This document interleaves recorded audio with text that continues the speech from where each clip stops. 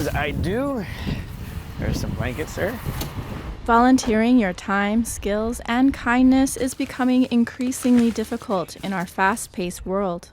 We came up with Blanket BC as a passion project, as a father-son team. But whenever there's an opportunity to collect or distribute, I do. So it's all volunteer-based, and time is of the essence. Blanket BC Society is a small grassroots nonprofit, handing out blankets to shelters and people who are unhoused.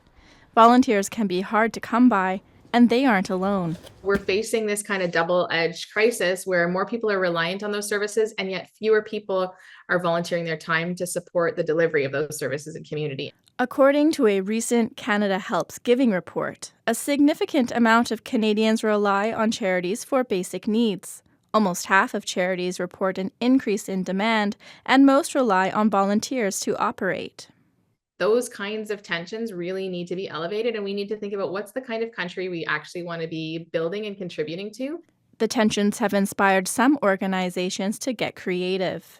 Modernizing our approach to volunteer recruitment is getting out in the communities and making sure that we're present for everybody. And making sure the volunteer has incentives. They also want to get something more out of the programs, such as using a skill that they want to practice. We have mentoring with math, for example, where a lot of students, for example, from SFU will go just to practice teaching math.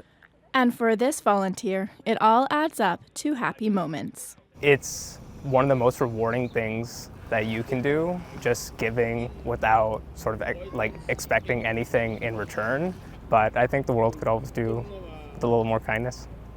Edzi'u Loverin, CBC News, Vancouver.